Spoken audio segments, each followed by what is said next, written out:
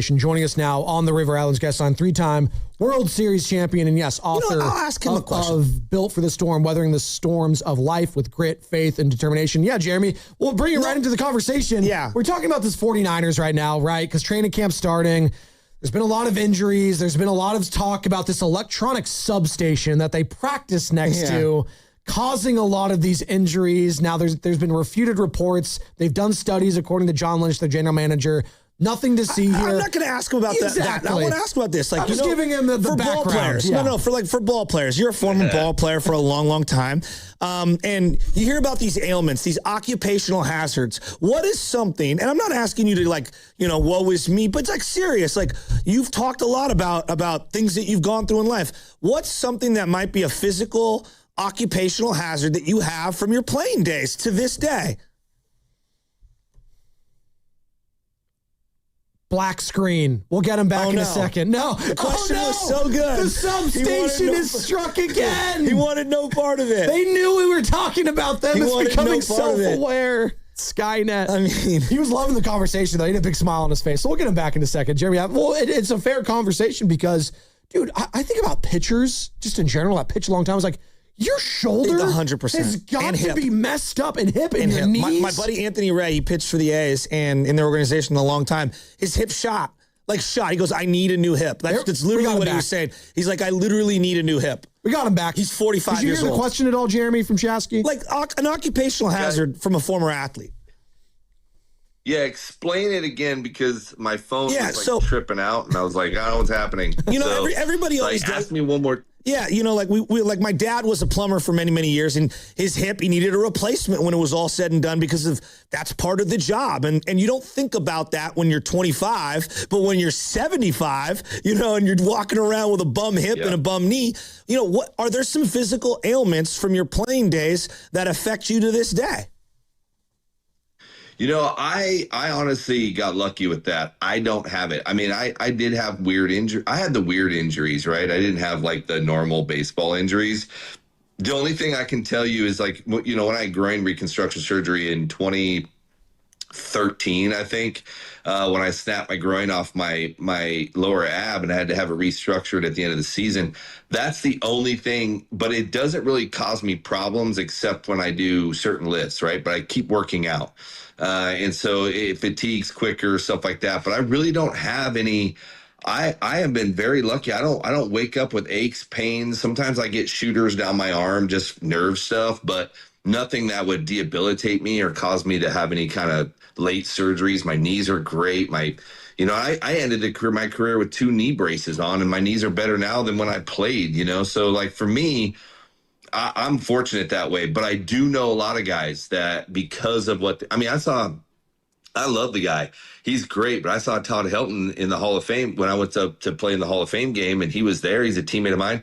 And man, his hip, you can tell it's rough, man. And he had that hip going on near the end of his career, and it's caused you can definitely see it still, and it's probably getting worse. I'm sure there's arthritis and all that stuff, but there will be that stuff for sure if you don't take care of your body. Yeah, no doubt. We got Jeremy Affeldt with us. I mean, Giants legend, and we're just talking, the body and whatnot. Like I'm seeing like the Giants currently.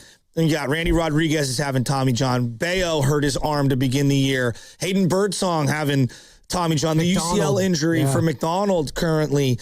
Do you and some of the former players and pitchers in particular, do you guys discuss why is there such a rush? I know that max velo is just such a big thing. I also feel like we're not giving the proper rest from childhood into young adulthood and then obviously into the professional ranks. There's something, and I don't know how, what the answer is. Do you guys ever talk about that? Yeah. I mean, yes, I do. I actually think that we've gone away from the 2 and 3 sport athlete, which I think is causing a lot of problems. I think everybody's like, oh, no, I have to pick a sport. And I mean, even Little League down here, even baseball down here in Texas, I mean, these kids are playing hundreds of games. They're traveling all over the place and they're playing all these games. They're in select ball. Their families are spending $15,000, $20,000 to put them in all this stuff. And I'm like, for what? Like, I played I played Little League. And then I went to basketball or whatever I went to, then soccer, then basketball, and then Little League again. And then high school, it was like Man, I played 16 games plus playoffs in high school. And then when I went to summer ball, I played like 16 games in the summer. And then I went to my other sport. My school is small. We didn't have football. So I had to be a soccer goalie because that was the only way I could get my aggression out and just take dudes out when they got in the box, But, and then I went to basketball. But what it made you as an athlete because you could do all these things. So I didn't overuse my arm, right? But there were still arm injuries even when I played. And some of that just has to do with the fact that the way your delivery is, your arm might not be able to just handle that delivery load. And so you have different things going on. And with Tommy John, I mean, it's almost a voluntary type surgery now because you're like, I'll just get it fixed and throw harder. Like a lot of guys are doing that already, but because it's such a advanced deal, the shoulder capsule is a little different. Obviously, I would not want shoulder surgery, definitely not voluntarily, but I just think that a lot of these guys, they are playing a lot of baseball right now, or they're playing a lot of their sport. And many of them, it's the baseball guys. They're playing a lot. They're trying to throw super hard because it's all we're promoting is high velocity, high velocity, high velocity, not, hey, let's try to get guys out 3 pitches or less and maybe only throw like 12 to 15 pitches in an inning. Let's try that rather than max out, 102 and throw 30 pitches. Oh, I think we lost your audio. We'll try to get your audio back. Jeremy Affeldt joining us here on the River Islands Guest on 3-time World Series champion. And, he's going to be joining the boys this weekend because there's going to be a Wall of Fame ceremony, Joe, as we gave away tickets earlier in the show. Buster Posey's going to be a part of it, Joe Panic, Brandon Crawford. And as you know, Game 7 of that very famous Panic-to-Crawford flip, who was on the mound? Jeremy Affeldt was on the mound for that play. So I'm sure he has a very great recollection of that moment. One of the great moments in Giants history. Absolutely. I mean, it's just one of the greatest moments ever. I remember the replay and going to a commercial and God, everything about that. I mean, I'm getting goosebumps thinking about it, quite frankly. That was one of the crazier Game 7s we've ever seen. Going down to that final pitch and that final at-bat prior with Alex Gordon, I was like, oh my God. I think about, should they have sent Gordon? That's always one of the great what-ifs. Perez is just like, grab the ball, hit the cut, and he's just playing around with it near the left field wall. God, and look, Crawford probably would have gunned him. I might have sent him. I just didn't think you were getting consecutive hits off Bumgarner. Well, it's crazy you say that because that was one of the fastest teams we've ever seen. Just think if it was, they were incredible. If it was one of their speedsters, that game's tied. No, legitimately, if it was one of their like Lorenzo Canes, whoever was on the, that game would have easily been tied. And not that Alex Gordon was like a slug, but he's not one of the fastest players on that team at the time.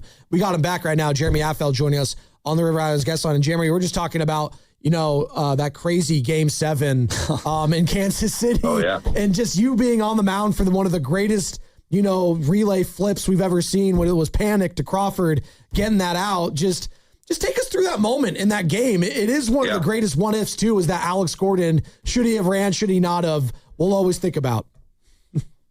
Yeah, I can address the double play at first. For me, it's a perfect reason why I didn't like shifts, because shifts, I think, would have taken him out of that situation, right? I like shading. I like pinching the middle. I like playing double play. When you overshift, you take guys out of position. I think if we would have been shifting on him, then we would have probably been in trouble. I missed, to be honest with you. Buster wanted a sinker in.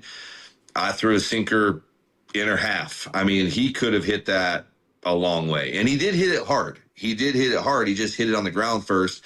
And Panic just made an unbelievable play. And I remember when he hit it, my thought was like, man, that's really hard. But when I look and I see him right there, then it was like, just get one for me, because you had to lay out the glove flip. But then when you have a glove flip and it was on the money, I mean, the glove flip by Panic was so perfect, allowing Crawford to pretty much just like almost barehand it and just boom, boom. And we got lucky with him sliding into first. They say never slide head first. You actually have to take a step to stop to slide. It gave us that, and he was trying to go all out. I just think that it went in our favor. And I remember when he called him safe, I was talking to Teddy Barrett, and I'm like, man, how do you guys call him safe right there? That's like one of the greatest double plays. You want to call him out just out of pure principle. Like, what are you doing? Like, he's like, well, Jeremy, it's, World Series, man. Like, I'm like, yeah, but you kidding me? There's no way you guys saw that as safe. And when they reversed the call, I talked to Teddy about it, and he said, man, it was the camera that was in the ground in front of the base that you only have in those playoff situations. They don't have a cam. That is the camera that showed basically them that the ball got to the glove first. He goes, you're lucky that camera was there, because we would have had no other way to view it. And so big break for us, but he was out and went down as, in my opinion, I mean, that has to be one of the top plays in World Series history at all, but in World Series history. In that moment, in that situation, Game 7, it was a momentum shift. Could have went either way there on the momentum shift, and it got us out of a big jam. I mean, to this day, I still get on Crawford. Panic, I'll give him a pass, but when Crawford guy gets over 100 million, he still doesn't ever tip me for it. What? I freaking made his entire career. It's like, bro, like, how do you not send me a tip? Like, thanks for me. You're like, that is what got you paid. I don't care what you say. That's what got you paid right there. And I got nothing. I had to throw the ball. I had to miss it or half. There's a lot of things that went wrong for me that went right for you, and you got paid out of it. So, would you have said Gordon in the ninth inning? I mean, because I think about that all the time. You wouldn't have said. I know Craw's arm is just incredible. It's just, it's one of those plays. Like, I just didn't see a guy coming up and getting a second hit, and I know why you want to be aggressive. I understand why you want to be conservative. Like I've thought about it so often. You would not have sent him then. No, here's why. There's a couple reasons why. One, he would have been out by a mile. However, we could have overthrown in panic. I mean, Crawford could have turned thinking he has to rush the throw. You have to force him to make a good throw, which you can make, but in that pressure situation, you never know. I mean, we could have dropped the ball. Buster doesn't really drop balls usually. If you freaking, that guy hockey picked everything, so but I think that he would have been out. And here's the deal. If we would have overthrown anything and he'd been safe, Jersley, third base coach, I knew him. He was my minor league coordinator with the Royals when I was there. He's been there for a long time. He would have been a hero for sending him, right? Like, great play, way to send him, cause pressure, all this stuff. He became a scapegoat on the other side of it because he didn't send him and they lost. However, I mean, you got Salvador Perez, you got Bumgarner pitching up in the zone. He's tired. He threw a freaking complete game 2 days ago. Bumgarner, in the back of my head, I'm like, well, Bumgarner's aggressive. He's not going to give in to you. He's going to throw freaking cutters. Salvador's he clicked him in game 1, I think. He clicked him for a homer. Like, I got a guy that doesn't seem to not. Yep. Yeah, we'll get him back. It's okay. Damn. I think it is we talked about it. It was the substation. I just have to keep bringing it up. It's the Wi-Fi. It's the 5G. It's whatever it is. But he makes a good point there. Is this what we're going to do with the Warriors 2 years from now?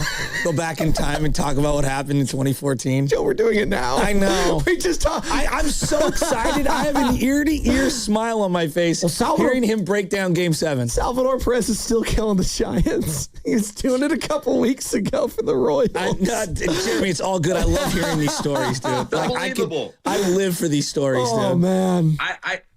My phone's on Do Not Disturb. People are calling me, and I'm on my phone. I forgot my computer. I mean, how hard is it? It's Crawford. Apple? It's Crawford calling you. That's what he's doing. He's like, you're not getting anything.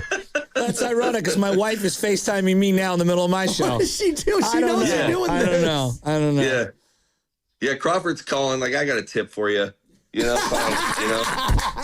let me ask you a question, Jeremy. You were on a variety of different teams throughout your career. I'm talking about teams that were winning, leading the division, that were buyers. You were on teams that were, obviously not leading the division and were sellers. What's it like to be in the clubhouse after you've sold off, X amount of guys and there's a bunch of young guys coming up? Is there a big exhale? Like, all right, I'm going to be here for the rest of the year. My family's going to stay in the area. Because I can't imagine, I don't think the average fan understands how difficult the family dynamic, the living dynamic, the personal dynamic is of the anxiety leading up to this. Oh, it's a business. Yeah, but it's also very, very personal. And so now that the deadline has come and gone, what's it like for these guys right now on this Giants team? Well, I mean, they already knew the situation. So in these sell-off teams, you realize why you're selling off. Like, hey, it is a sell-off. You are literally going to leave. Anybody that has the ability to go is probably going to, if they get the right deal, has a chance to go. So you know that, right? Doesn't mean you will go, just means you have. Now, if you don't get traded, you're like, okay, phew, you know what? I got through it. I'm still here. However, the guys that got traded are probably going to go to a contender. A team that's got guys that have tradable aspects in a team with the situation that they're losing right now, they're not going to go to another losing team. There's no point in that. No one's going to, a losing team doesn't necessarily trade to a losing team most of the time. Most of the time, it's a losing team is going to be trading to a contender that they need your piece to put in their puzzle, and they're willing to give you what you want back. Like in that, and that's how these teams that are struggling can rebuild their minor league system and hopefully get these guys that are big league ready. Hopefully you get guys that are like top prospects at AAA, because they have the ability to be in the big leagues. That's kind of what Buster was trying to do right there for the most part, I think. But you know what? I think they're prepared for it. The ones that are rough are when you are winning in a winning situation on a big league roster and you get traded and you go to a losing team. You're like, I was just in first place. Now I'm in last. Those are the ones that are like super tough. And also teams are sad to see you go, right? Because like, hey man, we have a good thing going here. We had a couple pieces of the puzzle, but we didn't want to give up one of our guys. So those are the things that are tough. But I think these guys understand free agency. They understand trade market. They understand the job they signed up for. They get the fact that they are going to have to, they're going to have to move on. They woke up the next day. Nobody lost sleep. Nobody did. They said their goodbyes. Hey man, good luck. Sad to see you go. Blah, blah, blah. Baseball starts, go to bed, get up the next day, game's going. They do move on very quick right now, and they're hoping that they can win eventually. So I don't think it causes them anything one way or the other. Jeremy, really good stuff. Real quick though, while we have you, you are doing a meet and greet before the game this Sunday, 10:30 a.m. to 12:30 p.m. It's going to be downstairs at Hotel Via, correct? And bring your copy, and you're doing signatures for your book, right? Yep, I'm going to do a book signing. I'm just signing books only, but I am doing a book signing. You can scan the QR code when you get there, or people that are there, the Via is putting stuff to scan before I get there. I put it out on my social media. You can scan. There's a QR code. You can pre-scan all that stuff, so we kind of know what books are being signed for. So it's going to be a good time. I just wanted to make sure I did it after the Wall of Fame. I'm there really for these Wall of Fame guys to support them and to celebrate their careers. And then so I wanted to make sure I did it after their celebration. So I'm going to be doing it on Sunday there at the Via. It's going to be a good time. Who's the guy you want to meet, like run into the most that you haven't seen in a minute? Honestly, of the Wall of Fame guys? Yeah, just in general. Yeah, anybody with the Giants. Man, you know what? I always, honestly, I love connecting with Javi. I love connecting with Javi, man. He's just a great guy, good personality for me. Buster, I'm actually going to get to see him when he's not behind a war room and answering 19 phone calls, So it'll probably be good to see him a little bit. I'm sure I'm glad they did it after the trade deadline. I'm sure him doing a Wall of Fame ceremony, sitting there trying to get his little plaque while he's taking a phone call from some, GM wouldn't have been good. But I'm excited to see those guys. Crawford, he's always a treat to hang out with and see. So, but there'll be some fun guys, and I just enjoy connecting with all those guys. It's just a good time to be able to reminisce, tell stories, but then also really just celebrate them. I'm excited just to celebrate those guys because they had a great career, and super important that they get recognized for what they did in this. And this is other than Buster, probably this is where you get, the Wall of Fame is the closest thing we get to the Hall of Fame. So to be able to say I came up with a team to be on a plaque on the outside of one of the most historical teams, on a wall of one of the most historical teams in history. I mean, that's just a good feeling to have. And to be able to share that with these guys and come back in and watch them smile is going to be awesome.